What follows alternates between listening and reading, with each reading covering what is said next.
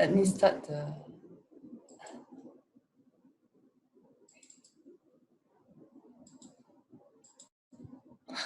Okay. 敬爱的上人，金子师傅, Brother Joe Huang, brothers and sisters around the globe, a very good evening. I'm SisSiewChing and I'm very grateful for this opportunity to learn. Today I'll be sharing on this episode 17. Okay, I understand that some are asking why not 16. Okay, due to some last minute technical issue, we will share episode 16. We hope that everyone can still follow. We will do a bit of switching between 17 and 16. Okay, the summary of this chapter, episode 17, based on my limited understanding, it could be segregated into 4 different scenes. It's all at Mount Tiantai. At that point of time, DharmaTraining, he has already returned to the Mount Tiantai, the first scene at the abode.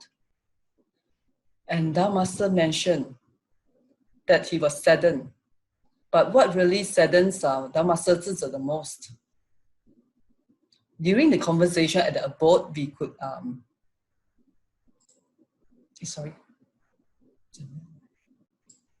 Okay. The disciples mentioned, Masters, many Buddhist sects claims theirs as the rightful one without acknowledging and even slandering other sects. They end up harming themselves and the followers. This part is what saddens Dharma Master the most. Actually, based on my limited understanding, how this could happen. Okay, if we remember the story of this, the group of blind people and touching the elephants, each blind people at different spots. The one touching the elephant ears, when asked what do they think the object is, the person would claim that it is soft, very big, and it is flexible, while the person touching the elephant body, they will claim that it is like a wall. The object is like a wall and it's hard. Of course, the person touching the tail and the leg, they will have different observation, and they always, each of them will think what they touch is correct. And likewise for the teachings, because we understand the length that Buddha takes to expound the teaching, each period, because of the varied capabilities of sentient beings, so Buddha have to expound to different kind of capabilities. So there are different kinds of teachings, and during that period, during all these periods, the teachings was all originated from India, but the process of translation was not so complete. So because of this incompleteness and people reading it, maybe though some may be reading the first part and some maybe the later part or the middle part, so each would, maybe they would be thinking that the section that they are reading is the correct one without, actually it's not that they are not acknowledging, maybe they didn't even understand about the other parts, hence it arises. If we remember this statute that was destroyed in March 2001 by the Taliban on orders from the leaders, they claim that these are all idols, that's why the Taliban, they destroy it. At that point of time, a lot of people ask, shouldn't Buddhists be alarmed? I recall my brother Joe, he shared this story. In fact, Sangren, she also shared it during Miss Dawn in the repeated series we watched, chapter 2, episode 424.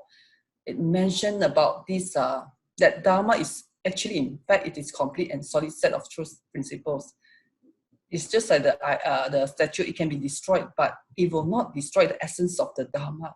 But okay, the next one, by no means should we be entangled by desires. Master in December, she mentioned that the various consciousness that we have, all these senses in contact with external environment, all these consciousness of the mind, each clings to conditions. When these conditions arise, it will lead to effects.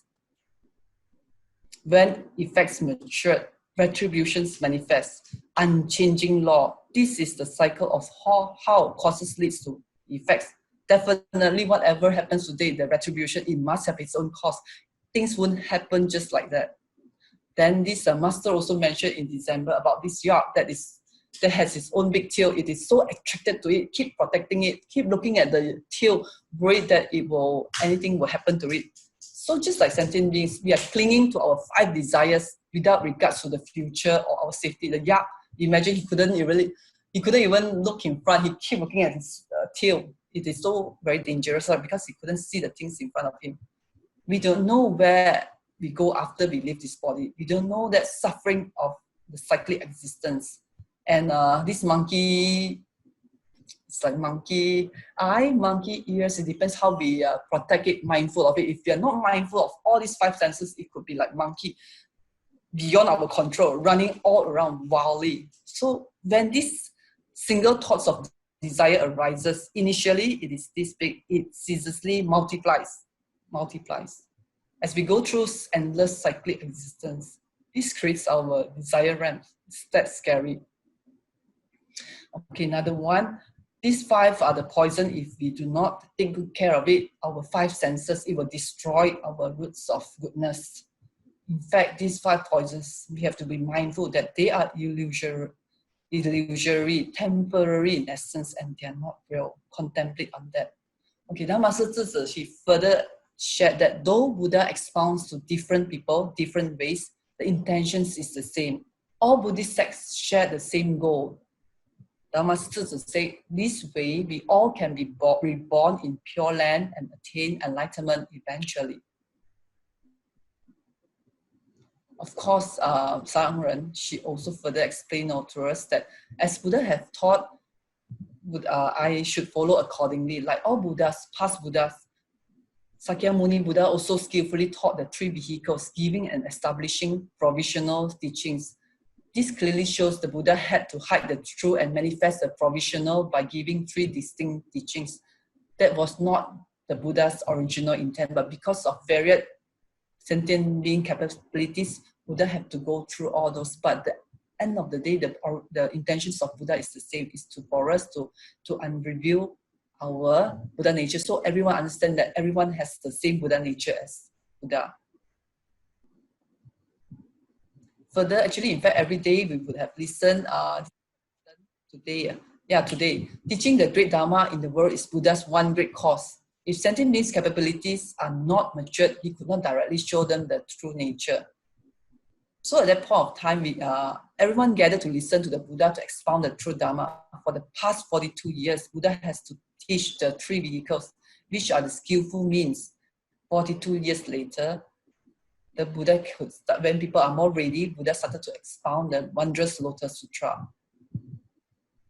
But actually, if we look at it, the teachings adapts to capabilities. What is our capabilities is like this container, whatever shape it is, the water will take its shape, means the teachings will flow through. So water takes on the different shapes of container, the same way the Dharma is suited to different sentient beings' capabilities. Therefore, we have to, each of us, we have this ability, be it limited or great root, everyone could absorb it. Another slide, the one next to it, was once a master shared about the young children, the different ages, the young 4 to 5 years old in Malaysia, when they learn the sign language, they understand the importance of filial piety and how to do goodness. The little children, they say, in the past I was not friendly, now I always smile when I see people, speak good words when I see people. What about the elderly? Even the elderly people, Master gave the example of this Kaohsiung, during the year-end blessings, the Amma, she couldn't read Chinese, she couldn't really understand Mandarin, but when she heard the explanation of this sign language about stealing, she also understand that, that's right, if we are thieves, we would feel ashamed to face others, we will wear face mask, the sign language for stealing. So there's this right teachings. Everyone, it has every capabilities, the teachings will suit each other. Everyone can take it and can be inspired and transform. The next scene, Mount Tiantai Field. Okay, at this field, where the disciples of the MasterZhiZhe, they work on the field daily. So that time, there was this visitor sent by Deputy Prime Minister Su to visit the MasterZhiZhe on Mount Tiantai. His Majesty, he always recalled the past time at one temple. That point of time, the MasterZhiZhe, if you remember the earlier sharing, the MasterZhiZhe were there to expound the Dharma. Now he's back to Mount Tiantai. So the Majesty, he misses the MasterZhiZhe. Of course, he respected the Master's decision. So he pledged to issue a decree to build a temple in his honor. Part of the tax revenue will go to support the temple, and there will be people assigned to assist the temple affair, pave the mountain roads and build temple there, allocate a portions of the state's tax revenue to the temple each year. If you look back, it made me also wonder what really period was then, because in November we heard the revision again, chapter 2, about this. After Buddha enters parinirvana, there was this different periods. So at the fourth periods of 500 years, people were clinging more to the appearances. So people started to build temples. Some do it to get merits. Probably I was thinking it was during that time, what's the significance of building the temple? If we heard these stories in November 20th, episode 395, there was this how Buddhism get to Koryo, the ancient Korea. At that point of time, one time the king, he went out, he was amazed to see from far away these rainbow clouds on the turf. And there was this elderly practitioners in the middle. But when the king approached closer, he could see nothing. So the king asked people to dig deeper. So people started to dig, and underground they found these monastic sandals, the stone slab with sutra verses. Imagine that. So the king studied the scriptures and decided to build 7-story wooden stupa. That's how Buddha Dharma reaches Korea. That's the importance of the temple. It could be a place to spread the teachings. If we aspire to build stupa, shrines, statue, then we can realize the path to Buddhahood that was in chapter 2. Now at scene 3, because of time constraint, actually there are so much to share, but okay, there are still 2 more scenes to cover. Now next we go to Mount Tiantai Shifeng Creek. So at this, during this scene, we see a lot of fishermen. What were they doing? Because of this flooding caused by the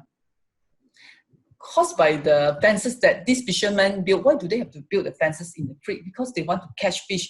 When they build a lot of fences, it will clog the mud. And what happened? Why a lot of lives were lost? Because when they build the fences, it will clog the mud will be clogged there, and it will often cause flooding. So during this flood, a lot of people will die. So the fishermen was very sad. They were thinking, is there any win-win situation? Meaning they could still catch fish, and everyone will still be happily enjoying their life peacefully. Looking at this scene, it also reminded me of Master's teaching again. In August, Master mentioned about this. Once Master, when he was when Buddha was out with Venerable Ananda, he saw the cattle. So Venerable Ananda, he was very observant. He looked at Buddha's reactions and asked Buddha why Buddha looks differently. Buddha said, because the cattle needs to drink water and graze, the herders will care for it and keep bringing them to eat. Make sure they're not in hunger and feeding them. So the cows will come back with full belly, but Buddha feels a sense of sorrow. For Buddha see beyond that, he understood. Full, and eventually the cattle will be sold. They will go to slaughterhouse. Humans are just as foolish. Daily we do not know of death approaching. Buddha teaches Dharma according to our capabilities. When chance arises, Buddha will expound the causes, conditions, and timings. Were the cattle foolish then, or only the fishermen foolish that point of time? Actually reflecting them and ourselves and people nowadays, are we getting better? In fact, things are not getting better. If we are reading the news daily, we also heard in all the while, Master, even in September, Master mentioned, when Master expounded chapter 20, Master mentioned about 来不及, time is running out. Of course, today we heard 做不及 is no longer 来不及, time is running out. It is, even if we do now, it is not enough. But yet, that does not mean we have to stop. We have to work harder.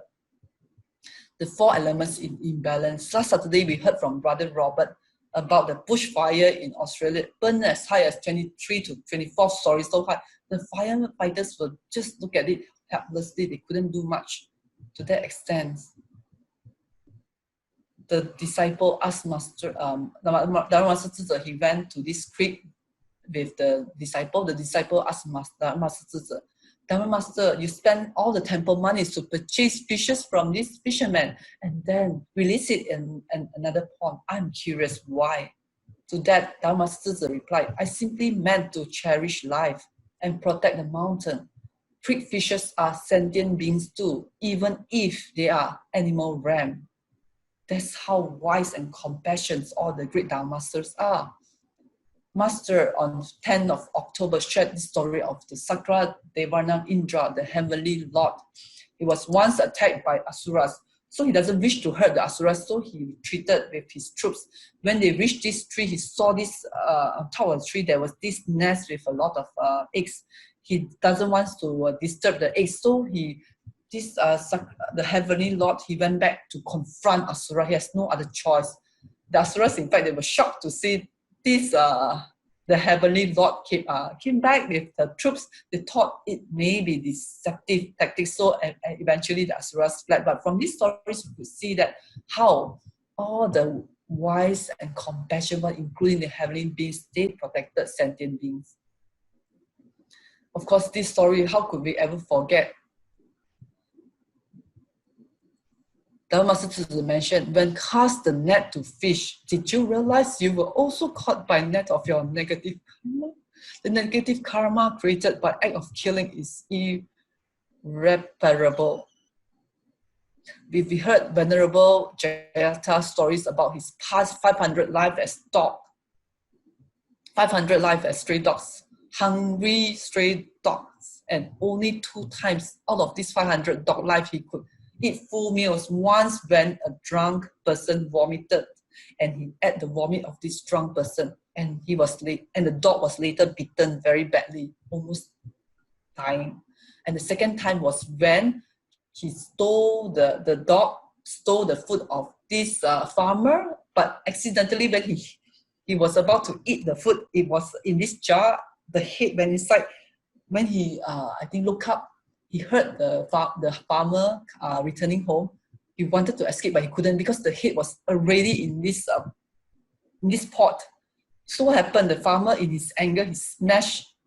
When Master shared this, I could really like seeing myself as a dog. It was so beautiful. Smashed the dog, and the dog died on the spot. That's the suffering of Venerable Jayata during his 500 life as dog. He said, always walk on the right path, remain vigilant even in times of peace. Once deviate, falling into lower realms will bring unspeakable, unbearable suffering. So Dharma Master, he spoke to the fisherman and advised the fishermen of the law of karma. So this fisherman asked, do you mean that we need to quit fishing and find other jobs? The Master said, this way you can refrain from killing and create negative karma. But of course, the time the affinity has ripened, because Dharma Master, he has built a lot of love deposit with the fishermen. Before this, he has spent so much money buying the fishes from the fishermen. Even the fishermen also repented and feel remorseful, because they understand that Dharma Master, he using the temple money to help them. So they also felt very wrong about it. So they asked, you mean we quit fishing? Today, of course, if we heard the story in SisSiewChing, there are so many people who could transform their job. Early on, some was selling meat, then they are now maybe they're selling, they are no longer operating meat business. Some are selling food, meat with meat. Now they change it to selling vegetables. And in fact, on during the Wisdom at Dawn, 31st October, chapter 20, Master also mentioned about this shaman from Africa. This lady used to be the shaman, but she changed her path after she joined SisSiewChing. She knew that it was misleading others and killing, because they need to kill animals for offering. Now she's no longer a shaman. She's SisSiewChing volunteers and help others. So it is doable. Of course, there is this story about Brother Wu Zhao Chai. Earlier on, his favorite hobbies was fishing, but after he heard about the water repentance, he understand the consequences, the retributions. And once he was even, there's this tiny fishbone caught his throat. He felt tremendous pain, and he reflected on that. He also changed. He's now a vegetarian and devoted to SisSiewChing recycling work, no longer devoted to the favorite hobby of fishing. If we can help those who suffer from complicated ways of living and return to simple and pure living, we can live harmoniously with nature. That's what Master said in August 19. The last scene, Mount Tiantai, SisSiewChing Temple. Sorry, I think I've taken a lot of time. Okay, this last part, Master, a lot of people came to because this temple is already completed because of the Majesty. He pledged to build this temple. A lot of people came from afar to hear the teachings. DharmaTraining is very glad, and he said, I believe you all come from afar, not for fame or fortune or supernatural power. DharmaTraining will explain to everyone the wondrous meanings of wondrous Lotus Sutra and guide everyone to cultivate samadhi and wisdom. If you came with vow and intentions, you shall be benefited. But if you came with evil thought, please leave the mountain soon. Of course, we know the diligence of people. These people came from afar. Actually, Mount Tiantai is quite a mountainous area. It's not easy to reach there, we understand. So those people who are diligent, they went with good intention, they will be benefited with the teachings. What about SisSiewChing? We heard the story of these Changchun volunteers in China. They woke up very early, 3 to 4 o'clock in the morning. Their footprints very deep because of the thick snow, below 30 degrees Celsius in the winter. They still listen to Xun Fa Xiang. At the center, we could see the heater on. And but these people, they never complain. They still very diligently attending Xun Fa Xiang. And of course, the diligence of the earnesty of seeking Dharma, about the story of these 500 blind beggars, because they wish to hear Buddha's teaching. The affinity was such they have to go through a lot of challenges. In fact, the story very interesting, but due to limited time, I could only share briefly. They went there were a lot of challenges along the way, and they even have to when they reached this place, Buddha went to another place. There was this something like 7 trips before they finally can hear Buddha's teaching. Of course, after that, they seek refuge under Buddha, and then later they attain the first, second, third fruits of spiritual practice. Physical eyes could see, but blind at heart. But compared to these blind people, they are clear. So this part, if you came with good vows and intention, you shall be benefited. To that, I would like to pay tribute to Sangren. Because of Sangren, good intentions, and of course, definitely because of a great Sangren's great compassion, she could follow Ying Sun Dao Si, and Ying Sun Dao Si that time said, now that you have become a monastic, you must always remember to work for the good of Buddhism and all sentients. With that, our master Sangren, she could do that until today, and that is why we have SisSiewChing, the great SisSiewChing today. Very grateful to Sangren. Should I share this? Okay, maybe very briefly about my personal journey. How I started off with these drawings. Actually, it's a bit late, but on this 27th of July, I remember that time when Master shared, it was so suddenly all these images. Actually, the one I'm drawing is like all the images that just pop out in my mind at point of time. So I drew it. I didn't know it will be sustainable until today. Until the story of this venerable Jayata. That point of time when I heard the story, I drew it. That time I cried. I cried for many days or many weeks. And then I told myself, initially when I drew, it was more because I was so repentful. I heard so much of Master's great wisdom, but a lot of leakages. So I asked myself, how could I retain the teachings? It was more for I was still at this hero stage, more for myself, until Venerable Jayata's story, I knew already that point of time, it is not only for myself, because it is so overwhelming. The unspeakable suffering of this cyclic existence, it must be shared to everyone. So I made a pledge. I told myself I must do it daily, regardless. 4 Bodhisattva practices: respectful, non-leakage, continuous, and over time. Okay,感恩. Okay, over to you, Brother Joe. Because of time limitedness, I think I better stop now.感恩everyone for listening, and感恩for this opportunity to share.感恩.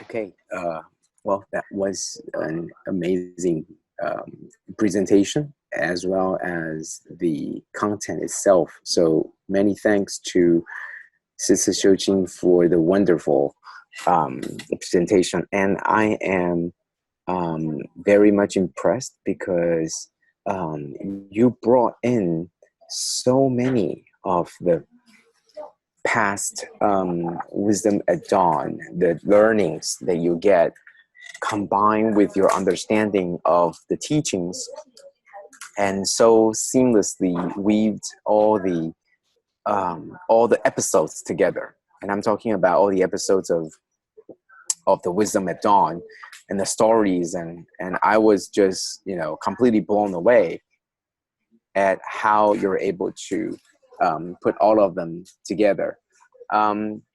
Original, I see your PowerPoint at the end. There were some questions and discussion, but you didn't. I think you probably took that out to in its place. I think you put in the origin of how you started drawing, which I found to be very impressive.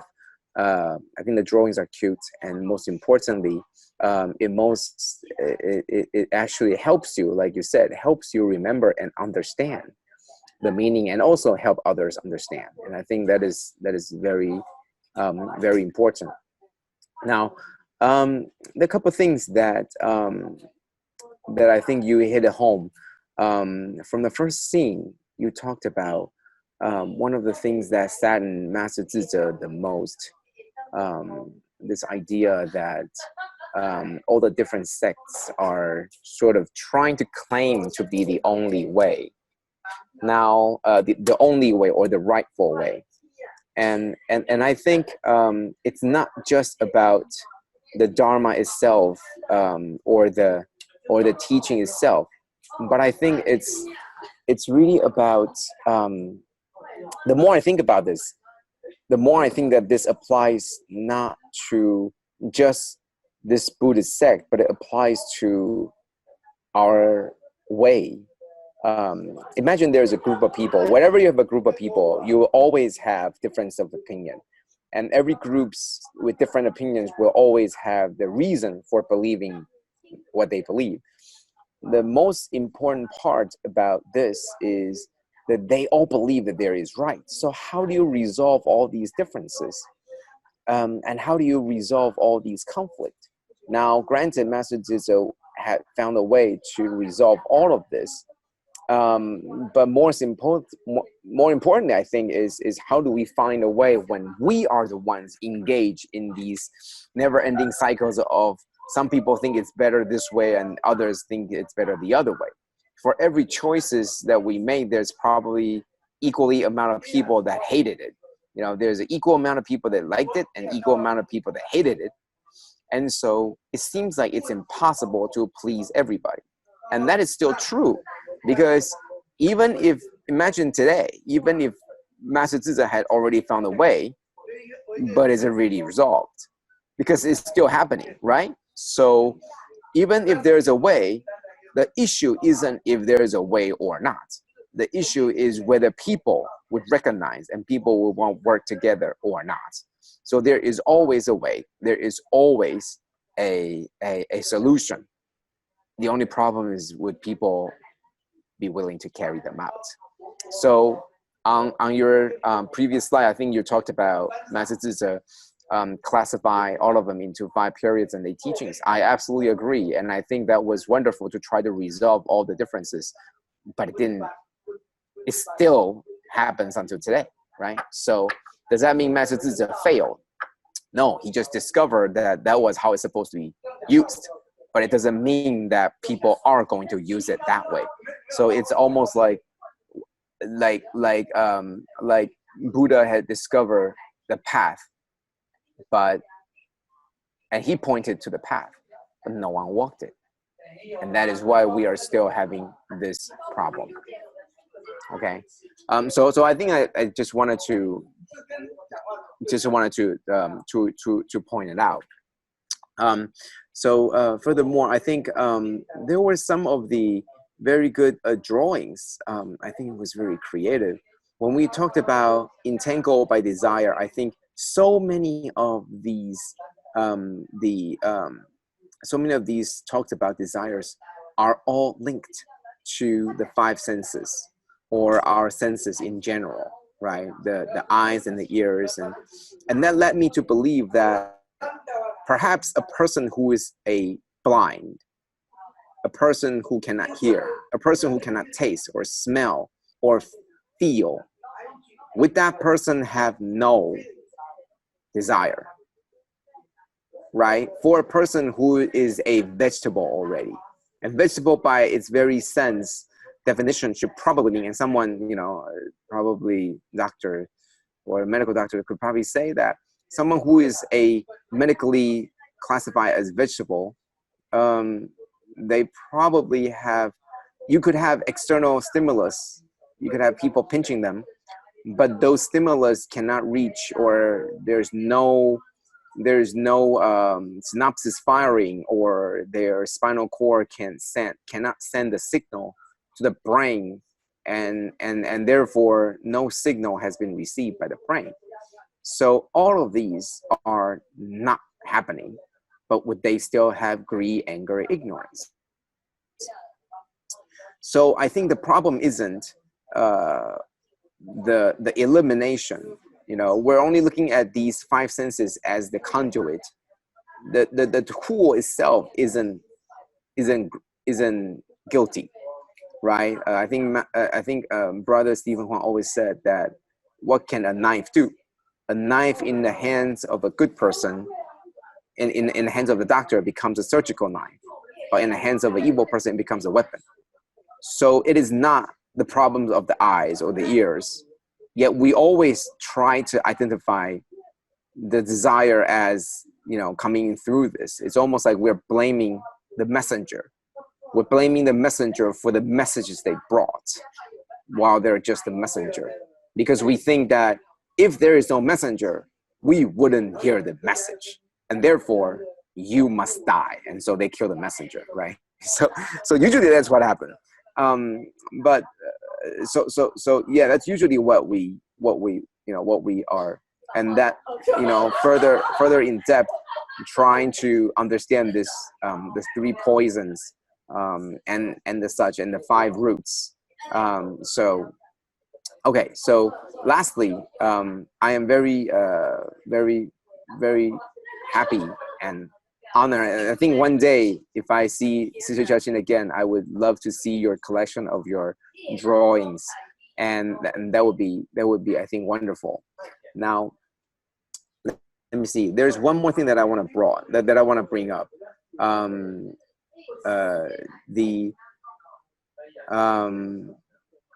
The part about, this is the part that I thought about originally in your slide, that brought me to the Lotus Sutra. So I remember weeks ago we talked about why do we talk about Lotus Sutra as the king of sutras, and what if from the other people, so there are still some other people that talked about different sutra is more important, and I, as a person, I don't want to be such an absolutist that says it's the best or it's the only.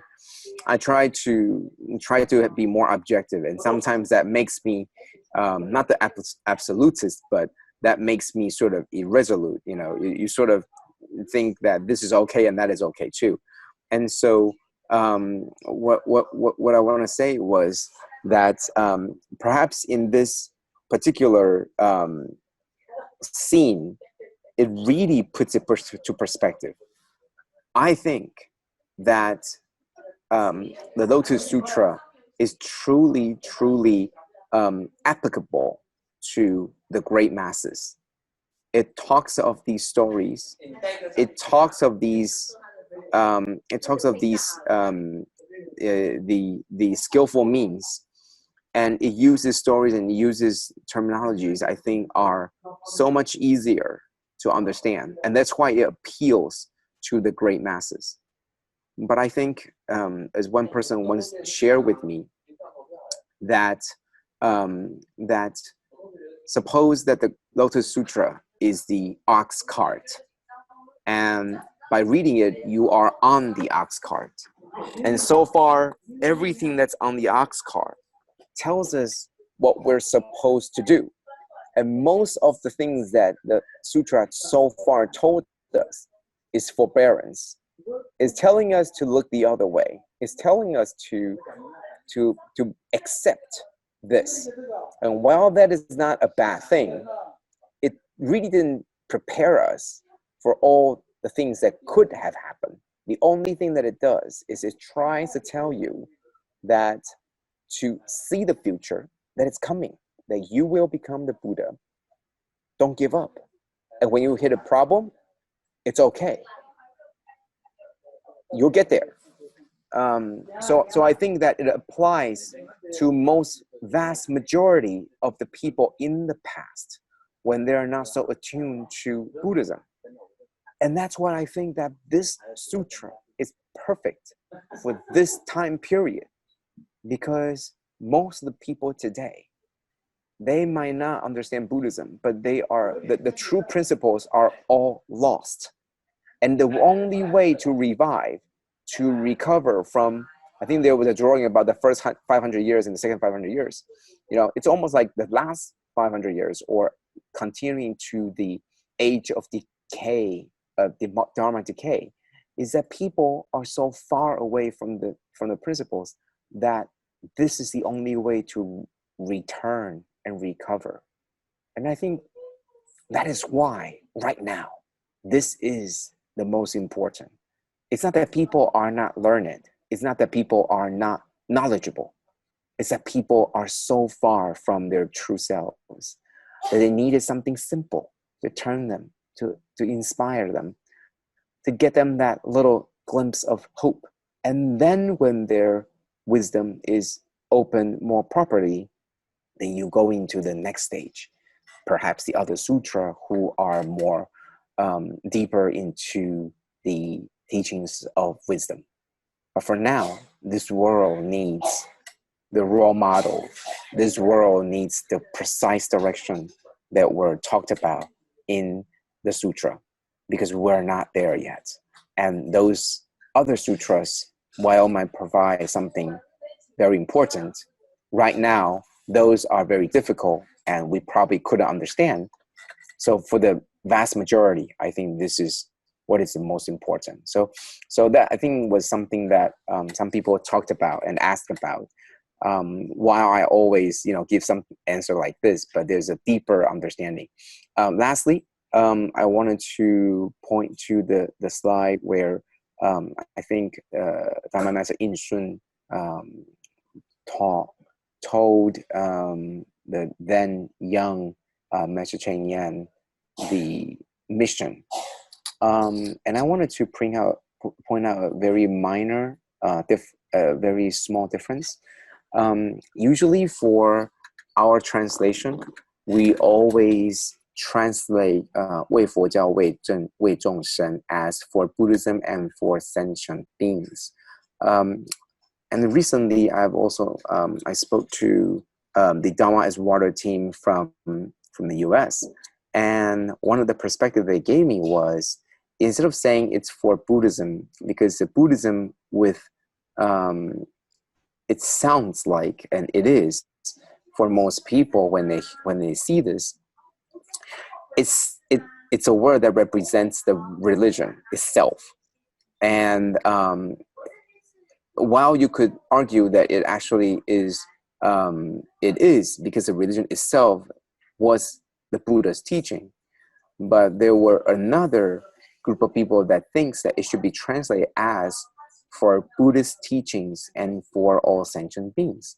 Now, in Chinese, the two words 佛教 also could mean it's the religion itself, or 佛教 could also be translated as Buddha's teaching. And so I think that carries a lot of much broader perspective, because Buddha's teaching is so broad that I think it easily overarches the Buddhism itself. Buddhism is something that I think the latter people are trying to encapsulate the teachings into a particular, school, whereas the teaching itself from the universal enlightened should not just be a religion. I think it is the very, very true principle. I'm not sure if that makes sense, but I think it's a very minor difference, but it's so broad that now you understand if the translation is for Buddha's teaching, then it makes sense that in SisSiewChing, there are other religions. But if you're talking about Buddhism as the religion itself, then why would there be other religions? So I think it's a very minor difference, and I think it takes a little time to sink it in. But I really like the others' interpretation for Buddha's teachings and for all sentient beings. So that is my very minor feedback, because all in all, I think I'm very, very impressed, very, very impressed. And I thank SisSiewChing for enlightening me to all these different episodes that you really, really combine them into truly understand. That shows that you are so knowledgeable in these episodes, and you use them at ease. And I think that is precisely, how the Dharma should be used. So for that, I thank you for giving us such a wonderful, wonderful sharing. And I'm mostly not just impressed, but I'm taught a very good lesson tonight on how diligent you are, and we should follow your example. Not drawing as cute as you have done, but at least do something to really further our understanding and combining them in sharing. So thank you, and that's my very, very humbled feedback. Thank you. And Brother Joe for great encouragement. Very grateful to Brother Joe. I'm very grateful to Sangren as well. Yeah, Brother Joe, sorry, I'm not sure if time is there. There's these two questions that I didn't share just now. If it's okay, I'll flesh out the question. Yeah, sure. Okay, let me try. Okay. Yeah, I knew there was something. I knew there was something. Oh yeah, I forgot to flash out. Very grateful. I'll be grateful daily. Actually, in fact, really, a lot of people ask whether to Xun Fa Xiang daily. Here, many of us we still continue to attend Xun Fa Xiang. It's because we really need the Master's Dharma daily because of these afflictions that the mind has. Okay, the first questions on this part. Even I've read it. There is one of the slide, though Buddha expounds to different people different way, intention the same. All Buddhist sect shares the same goal. This way, we all can be reborn in Pure Land and attains enlightenment eventually. But we know in SisSiewChing, Sangren always advises. Masters herself, she mentioned about coming back to Sahavar again and again to just like Sakyamuni Buddha to purify everyone. But here we could see that it is to be born in Pure Land. Maybe can. Okay, that is the first question. Sorry, there are two. The second.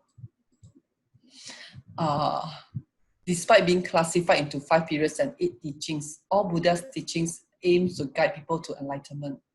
Master also taught that in a single thought of moment of life, we could see 3,000 realms. Okay, this part maybe wish to seek brother's explanation. When I read this part, I could only imagine Master, just that point of time for Buddha's teachings for sentient beings, that moment, and see how we could get today. Okay, Ka'an, brother. Okay, I will do my best. And this is just for discussion, right? It's by no means the only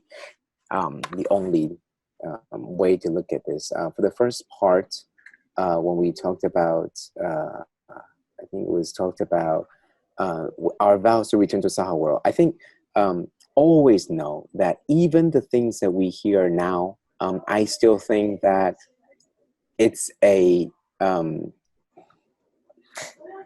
phantom city still. Okay, so even the Lotus Sutra itself, I still think it is not there yet. I think that by the time, just like the master, just like Master Cheng, I think that by the time we reach to where she is, if we ever, and we should, then I think that there's more to achieve. And so, yes, our vow is to return to the Saha world. Yet, perhaps the Saha world and the Pure Land are the same place. Perhaps one of these times, one of these worlds, the Saha world will transform. We don't know that, right? So different people need to hear different things. We, in our affinity, are going to be bound to the vow to return to the Saha world. And if you remember, I think Master talked long time ago that if we can continue to pave the road of Bodhisattva path, then we will have the Pure Land on earth. So that sentiment was trying to say that these two are somewhat the same. Whether they're the same or not, it really, to us, it really doesn't matter, because we are going to return to this world. Now, if this world becomes a Pure Land, then even better. Okay, so whether east or north, see, it's like we're going to the Medicine Buddha's kingdoms to the east, or going to the Amitabha's kingdom to the west. It's like, we're not leaving this earth, right? You can go to the east in Asia, or you can go to the west in Europe. It doesn't really matter. You're still here on this earth. And so whether you're talking about the actual planet or not, to me, I think they are the same. And there's no conflict in what all these grandmasters have talked about. Like you said, they're the same goal, and they just always want you to be more pious and believing in the teaching. So the most important is still be very believing. You have to deepen your faith. That is still most important. Understanding what you are supposed to achieve. Okay, so the next one, it is to guide people to enlightenment. And Master also taught that a single thought, moment of light, we can see 3,000 realms. And this is, see, when we see this, we're always thinking that you think it's very unfathomable, right? It's really, really difficult, right? It really must practice meditation. But you haven't. Because if you imagine that you look into the past, don't try to look into the future, but we can. Imagine all the things you've seen in SisSiewChing already, all the worlds of suffering, all the worlds of happiness, your experience as a volunteer, your happiness, your days as a volunteer, your days as a mother when your children were born. See, all of your life, you can be sure that you have more than 3,000 different sentiments, 3,000 different emotions attached to each one of those memory and each one of those image. And that ties in so hard with what Master is talking about right now, is not forgetting that moment, not forgetting that past. And there are so many past, there are so many people that you're not supposed to forget. There are probably more than 3,000 moments, or 3,000 people, or 3,000 stories, that the moment that you begin to contemplate those things, they will all flood back. Now, it's not in a single moment that comes back, but it comes in pictures. It comes in, like a movie, right? So no, you don't need to meditate. Meditating could work, but all you needed to do was to pick up a book, and then you go, hey, I was there. And then you begin to think about all these things.